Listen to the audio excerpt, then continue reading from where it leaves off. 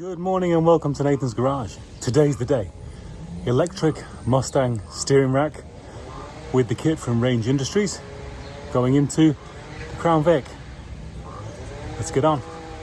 Yes, this is blown apart, and if you're doing it in a fully built truck, you ain't gonna have this much room. So that is basically mounted top of the radiator, 1/8 mil. That's that. Then you've got clip there. Now, loosen the serpentine belt by putting a 3/8 wherever it may be. Where is it? There. Into there, turn it, and that will loosen the tensioner. Take the belt off, because obviously you're going to need a different belt because you're taking the pump off. And that is going to be next. For the pump itself, I'm going to go for these two 10s to start with and see what loosens up when I undo those. And then we've got that little anchor mounting point right there for the hydraulic line to the steering rack. Just found one of those unfortunate situations. I think that bugger has to come out as well. It's damned inconvenient when you look at that fitting. Okay, I apologise about the dust relocation specialist behind me, but yes, 3 bolts. Those 2 the first saw, and then that third one that is through the pulley. Now, I was, because I had room, able to do it with that line attached, but I've got to take it off anyway because it's attached with press fittings to the actual rack itself. So the kid that I got this off said he was never able to solve power steering leaks, and he definitely gave it a good go. So then the last thing is that nut right there, which will take this line off the actual rack itself, and then that will free up the pump and reservoir. Next step for me, wheels off, and then track red ends, and that's an 18 mil. I'm going to buzz it off with a gun. If the track red end starts spinning, put a jack underneath it and put pressure on from the bottom, and then it'll hold it still. Once you've cracked those 18s, if your track red ends don't come out, whack it there with a lump hammer. I don't know what you guys call a lump hammer. The big hammer, the really big hammer. That one, the blue handle one. Whack it, it'll drop out of the hub. Then you got 2 18s. Zap them off. I removed the steering shaft off mine. Mine's different than if you're running the standard steering shaft, so mine was, a combination of Allen keys and lock nuts. Yours, if it's standard, will be, I think, a 10 mil, and it'll just pull off. And I think this should pull out. Anything else in the way? Okay, so on the police Crown Vics, we have this oil cooler that runs down to the bottom hose. And this one is having a conversation with one of the hydraulic lines. So inconvenient. So unbelievably inconvenient. And of course I didn't press record when I was actually taking it off. But here you go. Yeah, that one had to come out to clear that right there, which seems to be leaking. Everything seems to be leaking. Right, let's get the actual rack fitted. Pulled the kit out. Those are the electrical connectors, which come separate from all the hardware and bracket. And the first thing I'm going to do is put the modified inner tie rods on the rack itself, which connect to the Crown Vic outer tie rods. And my computer, really? And on the Range website, there's a real nice install guide, so this will be a breeze. First thing, let's get these outers off. Crescent wrench for me. And then there's a castellated part of the inner tie rod right here. Everybody's rack is going to arrive differently. Mine arrived with those nuts welded on. I think he came from Florida.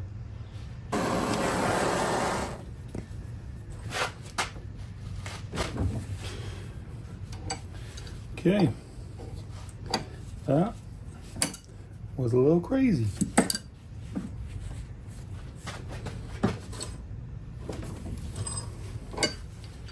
Okay, there we go. I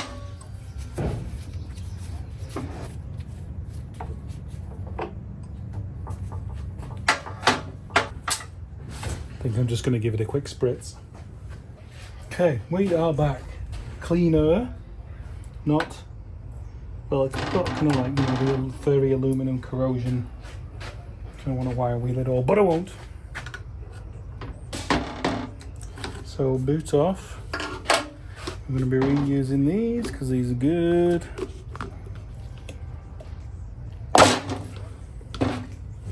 Hello, sir. This I probably wouldn't have known. What I usually do with this is get a pipe wrench and take it off. Never seen these stoppers, that's why I didn't know what they were in the pack. And there's different colours for different widths, so apparently it's something to do with wheel width. So apparently I pop this over some kind of lip and I see why they gave us new ones. And there's a hex in here somewhere.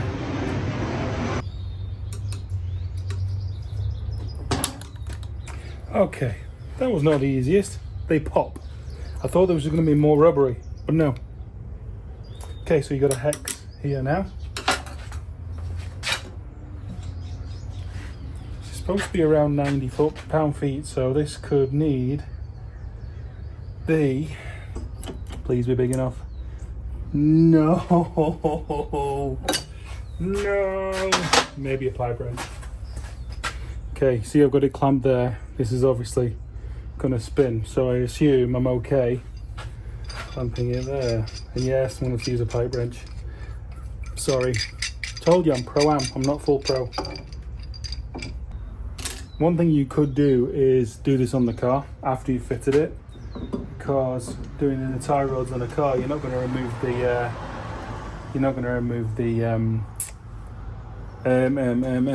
rack. And it'll be held then.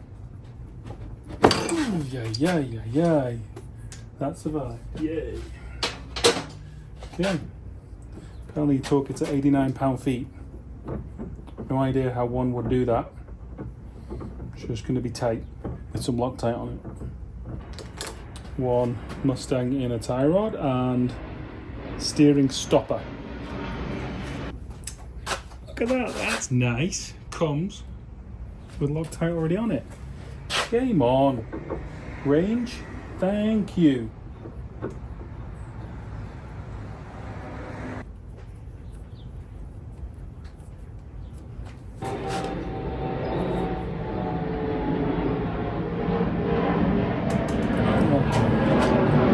That's tight. Okay, so same again. It's a little bit stiff. I don't know how old this is. These are probably on the stiff side of life.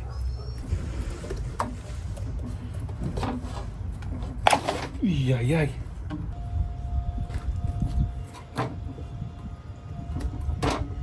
Okay, so tried it with a pick last time. It's easy with a screwdriver.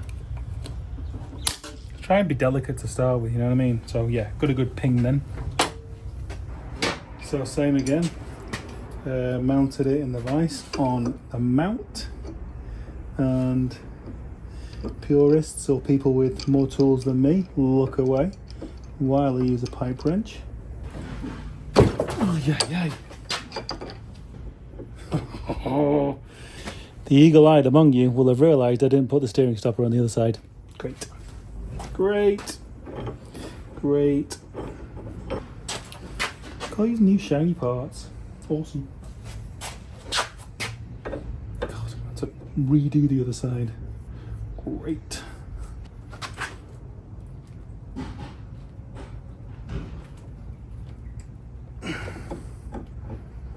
Okay, I'm happy with that.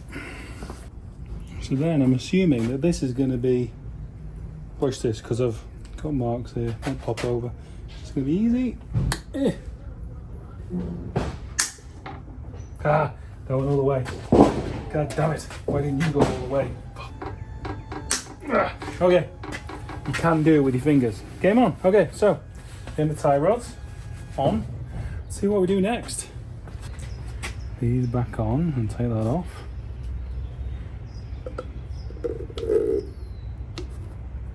Went on quicker than it went on easier than it came off, definitely. That one for that end. Ow! Now to remove this, it's an 8mm 6-point socket. Now the only one I've got is that, which I don't think that's going to be strong enough. So if it doesn't work, we'll do the double nut method. Let's give it a go. Wow, that was so much easier than I thought it was going to be.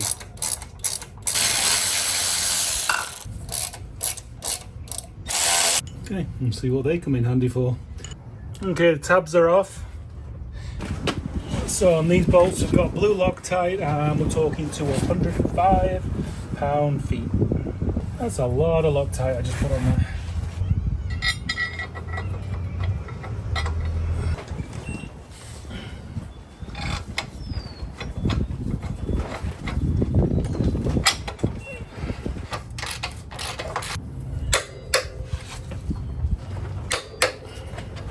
Okay, rack on the bracket.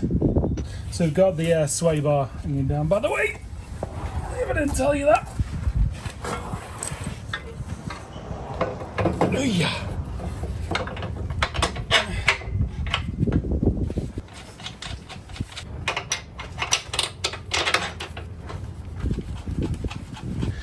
Okay, well, we've got good visuals on it because there's nothing on the front of this car.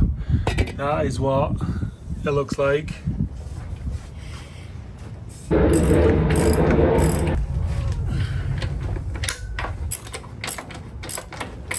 Okay, and the nut and bolt that holds the rack to the bracket, you're going to torque to 148 pound-feet.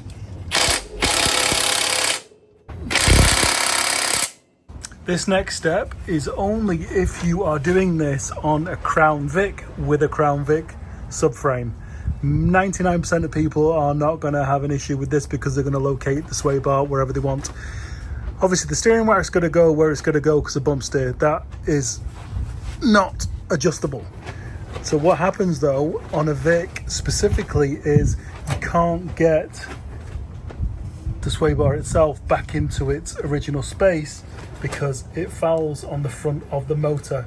So what we're going to do is we're going to move it forward probably half an inch, nutsert it, and then that'll be fine. This is what I've come up with. No welding, so it's pretty simple. So we've got space.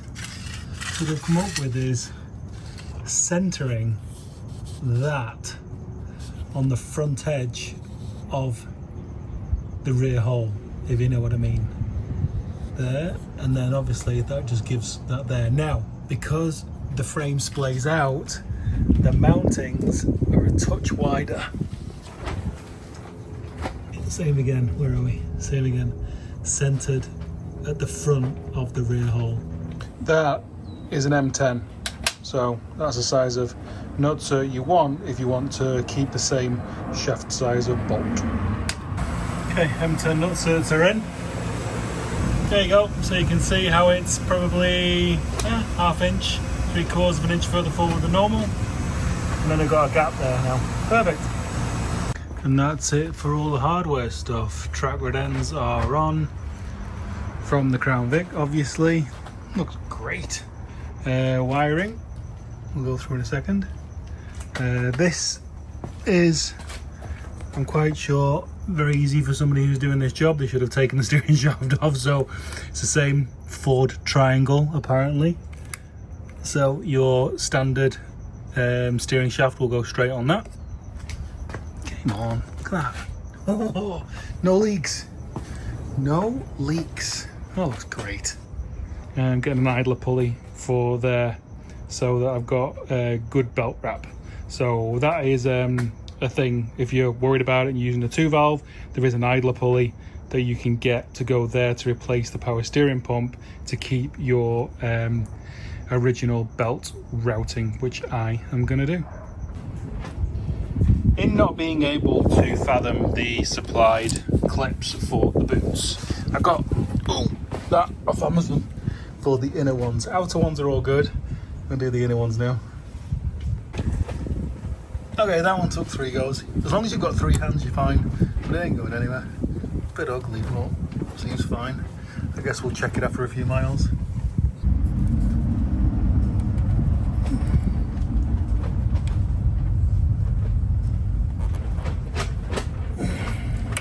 No.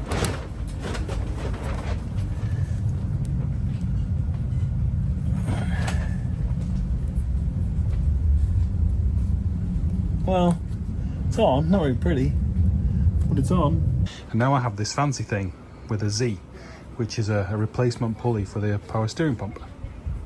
So this is a super easy install, 4 bolts on the block, yeah, super simple.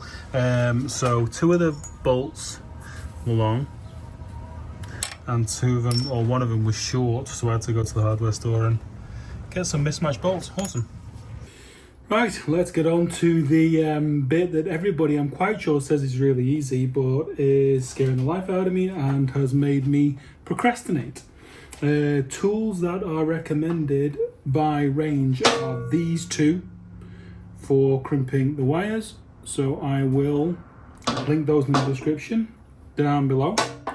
And everything else, that fuse is recommended by them, and this is the 6 gauge wire, I think it is, that is recommended by them as well. So everything's new, and this bit comes in the kit that they supply.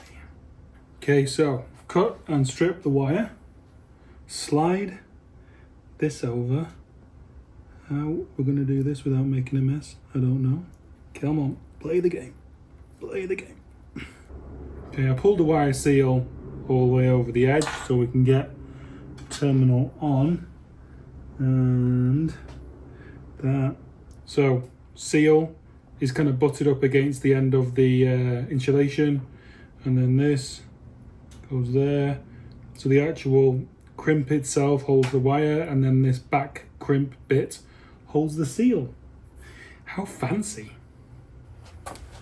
Okay, it's definitely fiddly. Keep it as narrow as possible.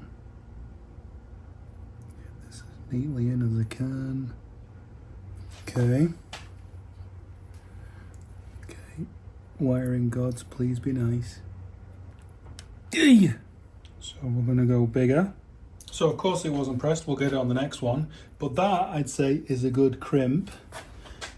So I did that one on D, on this tool. And I may go over it with C and see if we can get it to tighten up at all. But I'd say it's fine as it is right now.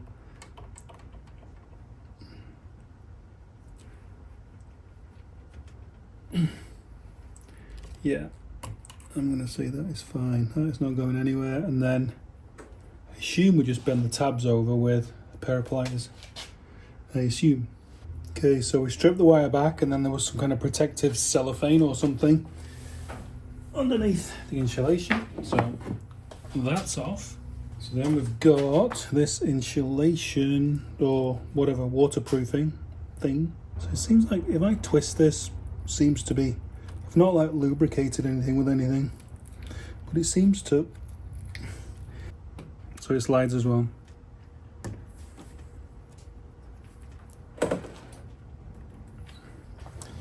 I'm kind of leaving in how terrible I am at doing this. Because literally, if I can do this, anybody can. I think I'm a really good advertisement for somebody who does not have a lot of confidence. Sometimes I have too much confidence, which is entirely unfounded.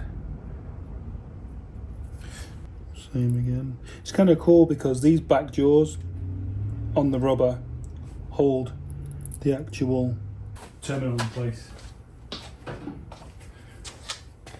Okay, so I'm going to do D. Ah, damn it. Okay. It did hold it on. Oh. This one ain't playing. Ow. Elbow's hurting. No, so that ain't working on D. Give it a go on E. See if we can get it started or something. Feel like some hydraulic assistance. Be really nice. Okay. That maybe pushed it around a little. No. Well, it pushed it around, but it didn't grip it. So back to D.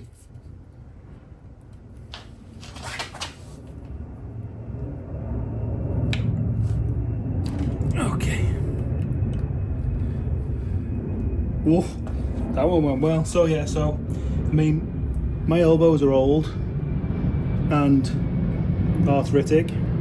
So kind of starting it on E, then finishing it on D was better. Let's see if we can just press it a bit tighter on C.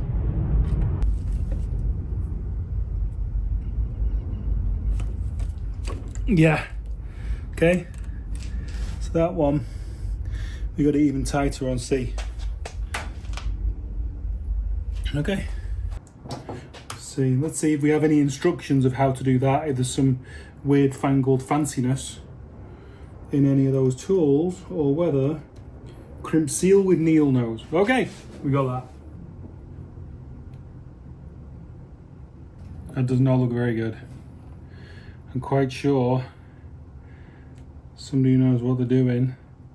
I guess let's see if it fits in. Okay, well, ugly but crimped. Make sure terminal retainer white on the connector body is not pressed in. That's already out. Okay. Push terminals into connector body until bottomed out. I'm going to get some electrical grease. These guys gave me a load of stuff last time I was doing the YouTube thing. And apparently it's very good. Okay. So just gave it a coating to see if we can make it slide in betterer. Okay, so again, that's down, red clicker's down, and this is going in like that.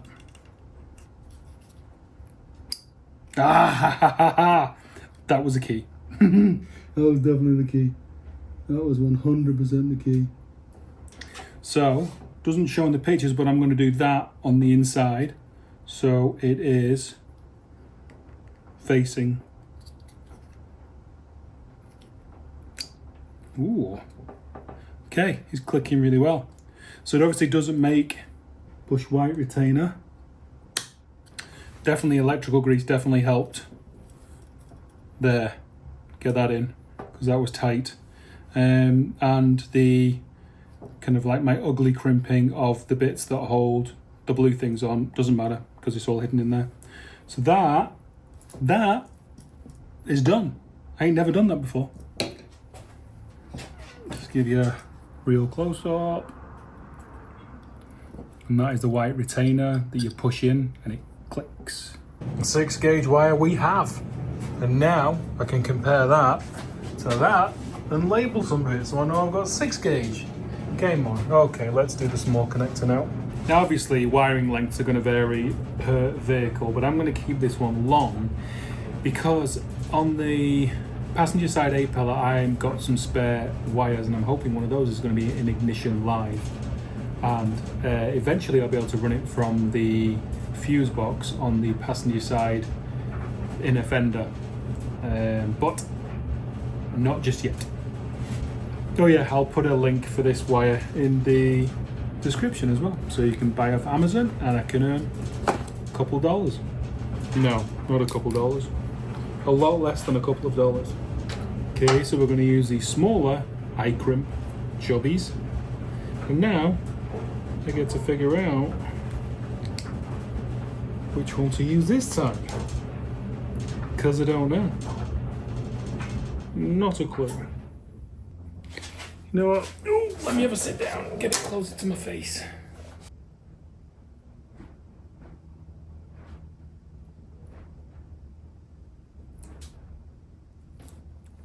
Oh. You know what? I think it worked pretty well. Done. Quite sure many of you professionals will do a much better job, but it's fully crimped. Game on. Game on. So we just did, okay, it's tight. So that one was 20 to 18 on these. We got that done. Okay, so what do we do now? It's not pressing. So same as the last one, make sure that white bit is out. And then which one are we pressing it in? So we've got the red cap is up and we're going in the left-handed one. Definitely didn't get a click. So apparently we have these blanks. Pushing those into.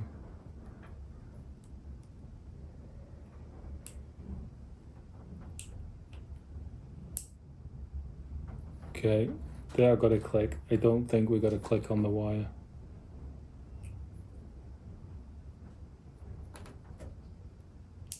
They got clicks.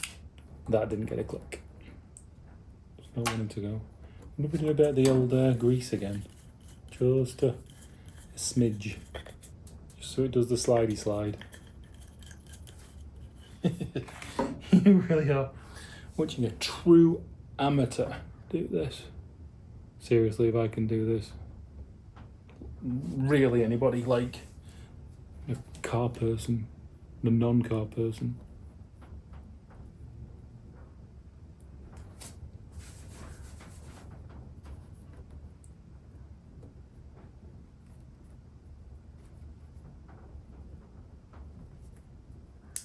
Oh, got a click. Okay, so push white, connect it in, but there we go, we're done. So it's in the left hole, red connector up.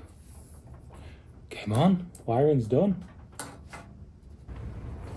And that is all that there is to it. So you've got your big red, that is your constant live, which is going to go to your battery. Your big black, which is your ground, which is going to go to the block or the frame. Make sure your engine is grounded to your frame. And then you've got your blue wire, and that's going to go to your switched or ignition live. And that especially is going to be unique on every build, and your wiring routing is obviously going to be unique to your build as well. So I'm not going to put that in this. And that's it. If I can do it, you definitely can. So all of the tools and things that I use in this video are linked in the description below. Anybody can do it. Thanks for watching.